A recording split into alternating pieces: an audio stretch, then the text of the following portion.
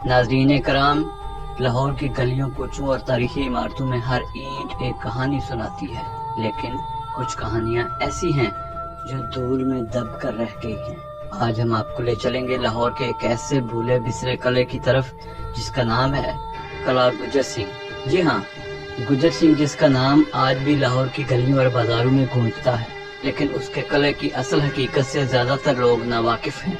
یہ بات ہے 18ویں صدی کی، جب مغل سلطنت کا سورج غروب ہو رہا تھا اور پنجاب کی سرزمین پر سکھ سردار اپنی طاقت جما رہے تھے۔ انہی میں سے ایک تھا سردار گجر سنگھ بنگی، جو بنگی مثل کا ایک نمایاں سردار تھا۔ گجر سنگھ نے لاہور کے مضافات میں ایک قلعہ تعمیر کروایا، جو بعد میں قلعہ گجر سنگھ کے نام سے مشہور ہوا۔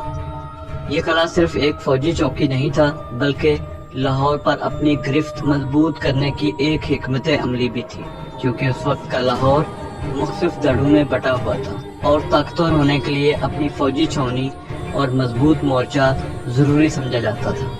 دستیاب معلومات: 1765 میں سکھوں نے لاہور پر قبضہ کیا اور شہر کے بیرونی حصوں کو تقسیم کیا۔ سردار گجر سنگھ کو تقریباً 5 مربع میل رقبہ ملا، جہاں اس نے اپنا قلعہ تعمیر کروایا۔ بیرونی دیہی علاقے جو موجودہ قلعہ گجر سنگھ کے گرد آباد ہیں، اس وقت تقریباً 5 مربع میل جو لگ بھگ 13 کلومیٹر بنتا ہے پر محیط تھے۔ یہ علاقہ شہر سے مغرب میں واقع باغات اور کھیتوں سے گھرا ہوا تھا اور اسے قلعہ کہا جاتا تھا، کیونکہ سردار گجر سنگھ نے اسے اپنی حدود کے طور پر باقاعدہ ظاہر کیا اور ایک دروازہ تعمیر کروایا۔ سردار گجر سنگھ بنگی نے اپنے علاقے کی حفاظت اور شناخت کے لیے یہ قلعہ بنایا، ایک فوجی چوکیداری اور حکومتی مرکز کے طور پر۔ آج بھی اس قلعے کا ایک پرانا گیٹ موجود ہے جو بتایا جاتا ہے کہ ایک خاندان کے پاس محفوظ ہے، مگر قلعے کی دیواریں یا اصلی عمارات غالباً مٹ چکی ہیں۔ کس نے اور کب قلعہ مکمل طور پر مسمار کیا، تاہم یہ معروف ہے کہ 19ویں صدی میں لاہور کے شہری ارتقاء اور برطانوی کالونی دور کی ترقی نے قلعہ کی اہمیت کو ختم کر دیا، تاہم یہ علاقہ آج بھی قلعہ گجر سنگھ کے نام سے جانا جاتا ہے۔ لاہور کی تاریخ کے اس گمشدہ قلعے کی ایک دھندلی سی تصویر آج ہمارے ذہنوں میں زندہ ہے۔ ناظرین، آپ کو یہ جان کر حیرت ہوگی کہ یہ قلعہ تقریباً 250 برس پرانا ہے۔ اس کی دیواریں موٹی اینٹوں اور چونے سے بنائی گئی تھیں، چاروں طرف بلند فصیل اور اندر فوجی بیرکیں موجود تھیں۔ اس میں گھڑ سواروں کے ٹھکانے، اسلحہ خانہ اور پہرا دینے کے لیے برج بھی بنائے گئے تھے۔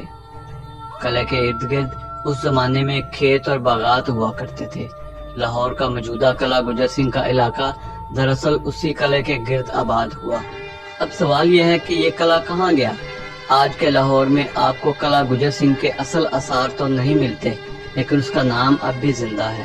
ریلوے اسٹیشن کے قریب کا پورا علاقہ، جس میں پولیس ہیڈ کوارٹرز اور کئی محلے شامل ہیں، اسی قلعے کے نام سے مشہور ہے۔ بعض پرانی دیواروں کے نشانات اور آثار مقامی لوگوں کو اب بھی دکھائی دیتے ہیں، لیکن رفتہ رفتہ شہر کی تعمیرات نے قلعے کو نگل لیا۔ تاریخی کتب بتاتی ہیں کہ گجر سنگھ بنگی نے یہ قلعہ اپنی طاقت کے اظہار کے لیے بنایا تھا۔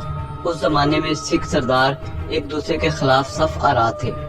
گجر سنگھ، لہنا سنگھ اور سبا سنگھ نے لاہور پر اپنی مثل کی حکومت قائم کی۔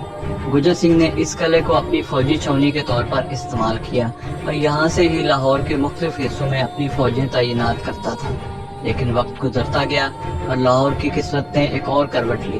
مہاراجہ رنجیت سنگھ نے اقتدار سنبھالا اور بنگی سرداروں کی طاقت کمزور ہوتی چلی گئی۔ قلعہ گجر سنگھ بھی آہستہ آہستہ اپنی اہمیت کھو بیٹھا۔ رنجیت سنگھ کے عہد میں یہ قلعہ فوجی مرکز کی بجائے محض ایک علاقائی پہچان بن کر رہ گیا۔ کہا جاتا ہے کہ قلعہ گجر سنگھ کے کچھ خفیہ راستے بھی تھے جو زیر زمین بنے ہوئے تھے۔ یہ سرنگیں لاہور کے دوسرے حصوں تک جاتی تھیں۔ کچھ مقامی لوگوں کا دعویٰ ہے کہ ان سرنگوں کے آثار انہیں آج بھی دکھائی دیتے ہیں، لیکن اس پر کوئی حتمی تحقیق موجود نہیں۔ یہی مسٹری ہے جس نے اس قلعے کو اور زیادہ دلچسپ بنا دیا ہے۔ آج ہم قلعہ گجر سنگھ کے علاقے سے گزرتے ہیں تو ہمیں ٹریفک کا شور، بازاروں کی ہلچل اور جدید عمارتیں دکھائی دیتی ہیں، لیکن اگر آپ اپنی آنکھیں بند کریں تو شاید آپ کو صدیوں پرانی گھڑ سوار فوج کی چاپ سنائی دے، توپ خانوں کی گرج محسوس ہو اور گجر سنگھ کے سپاہیوں کی للکار ابھرتی ہوئی دکھائی دے۔ ناظرین، کلا گجر سنگھ آج ماضی کے دھندلکوں میں چھپ گیا ہے، لیکن لاہور کی تاریخ میں اس کا کردار بہت نمایاں ہے۔ یہ کلا ہمیں یاد دلاتا ہے کہ طاقت اور شہرت ہمیشہ عارضی ہوتی ہے، مگر تاریخ ہمیشہ باقی رہتی ہے۔